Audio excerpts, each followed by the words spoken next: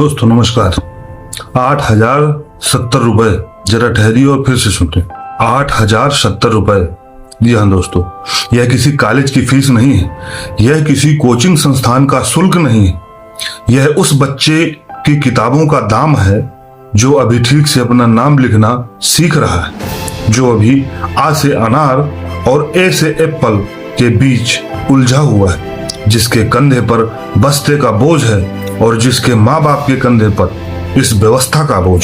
दोस्तों, अतर्रा के एक निजी स्कूल से लाई गई ये किताबें किसी एक परिवार की पीड़ा नहीं है, यह इस पूरे देश की शिक्षा व्यवस्था के खोखलेपन का जीता जागता उदाहरण है। दोस्तों, एक और हम विश्व गुरु बनने का सपना देख रहे हैं और गरीब का बच्चा 8,000 रुपए की किताबें तो LKG और UKG के लिए खरीद रहा है। हम कहते हैं भारत विश्व गुरु बनेगा, लेकिन जिस देश में LKG UKG के बच्चों की किताबें 5 से 8,000 रुपए में बिकती हूँ, इसमें स्कूल का 40 से 60% कमीशन छुपा हो, उस देश का विश्व गुरु बनने का सपना किस नींव पर खड़ा है? क्या यह रेत की नींव पर नहीं खड़ा?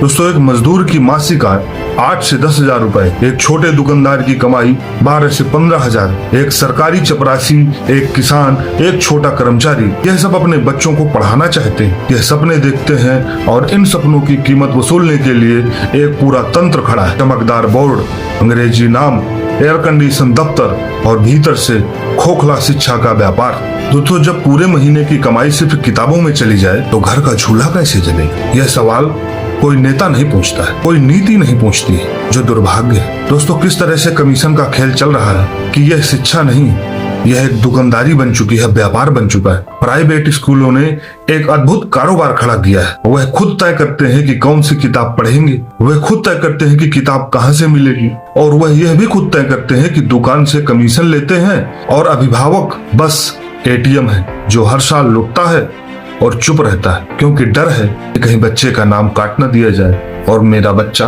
पढ़ने से वंचित न रह जाए। दोस्तों, यह शिक्षा नहीं है, यह एक संगठित लूट है, सफेद वर्दी में टाई लगाकर, व्हाइट कॉलर क्राइम। दोस्तों, NCERT की किताब 50, वही पाठ्यक्रम किसी प्राइवेट प्रकाशन की चमकदार किताब में अगर आ जाता है तो उसकी कीमत हो जाती है 800 रुपए। फर्क क्या है? फर्क है कमीशन का, फर्क है मुनाफे का, फर्क है उस बच्चे के भविष्य की कीमत लगाने का। दोस्तों, सरकारी स्कूलों की तरफ हम क्यों भाग रहे हैं, इसका भी कारण है। दोस्तों, इधर सरकारी स्कूलों का हाल यह है कि जो माँ बाप थोड़ा भी सक्षम है वह अपने बच्चे को वहां नहीं भेजता है। क्यों? क्योंकि वर्षों की उपेक्षा ने सरकारी स्कूलों को गरीबों के स्कूल का दर्जा दे दिया है। टूटी बेंच, अनुपस्थित शिक्षक, मिड डे मील की राजनीति और बुनियादी सुविधाओं का अभाव। जब सरकारी विकल्प कमजोर होता है तो प्राइवेट की मनमानी तो स्वाभाविक है, यह बाजार का साधारण सा नियम है, और हमने शिक्षा को बाजार बना दिया है। तो दोस्तों, इसके लिए क्या होना चाहिए? मेरा मानना यह है कि इस व्यवस्था के सुधार के लिए ठोस कदम की आवश्यकता है। दोस्तों, यह केवल आक्रोश नहीं, यह एक रोड मैप है जो मैं आपको बता रहा हूँ।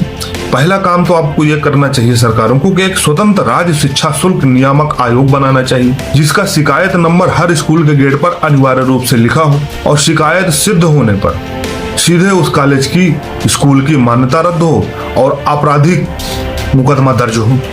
दूसरा है कि प्राइवेट स्कूलों में किताब कॉपी NCERT या राज्य बोर्ड द्वारा अनुमोदित प्रकाशनों की ही हो, किसी भी कमीशन व्यवस्था पर पूर्ण प्रतिबंध लगना चाहिए। तीसरी है कि सरकारी स्कूलों में हर कक्षा में प्रशिक्षित शिक्षक, डिजिटल सुविधा और नियमित जवाबदेही, ताकि वह विकल्प नहीं वह पसंद बने। चौथी महत्वपूर्ण बात यह है कि फीस वृद्धि की अधिकतम सीमा तय हो और बिना अनुमति की 1 रुपया भी नहीं बढ़ाया जाए, और उसमें लिखित अनुमति सरकार के से लेनी चाहिए। दूसरा, पांचवा और महत्वपूर्ण बात है कि अभिभावक समिति को कानूनी अधिकार मिले। सिर्फ नाम ही नहीं, असली भागीदारी भी अभिभावक की तय हो, वो चाहे सरकारी विद्यालय हो चाहे संस्थागत प्राइवेट विद्यालय, वहां भी अभिभावक समिति का गठन होना चाहिए। दोस्तों, अंत में बस यही कहना चाहूंगा कि एक पिता का दर्द, एक नागरिक का गुस्सा, ये वह बाप जो अतर्रा से 8,070 रुपए की किताबें लेकर घर लौटा, उसके चेहरे पर क्या था? शायद थकान, शायद बेबसी, शायद वह हिसाब जो वह मन में लगा रहा था कि अब इस महीने क्या काटूं, क्या व्यवस्था करूं। दोस्तों, यही इस व्यवस्था की सबसे बड़ी क्रूरता है। यह उन लोगों को सबसे ज्यादा निचोड़ती है जो खुद अपने बच्चों के लिए सबसे ज्यादा सपने देखते हैं। वैसे तो संविधान में शिक्षा का अधिकार दिया गया है, लेकिन दोस्तों यह शिक्षा का अधिकार नहीं, ये शिक्षा का व्यापार है। दोस्तों जब तक यह सिद्धांत कागज से उठकर जमीन पर नहीं आता, तब तक विश्व गुरु का नारा एक खोखला शोर है जो उस बच्चे के रोने की आवाज में दब जाता है जिसकी किताबें तो आ गई, पर घर में उस रात खाना बनेगा या नहीं, यह प्रश्न खड़ा हो जाए। दोस्तों यह वीडियो अभिभावकों को समर्पित है, उन अभिभावकों को जो चुपचाप लुटते हैं, इसलिए नहीं कि वह कमजोर हैं, इसलिए उन्हें अपने बच्चे के सपनों की परवाह है।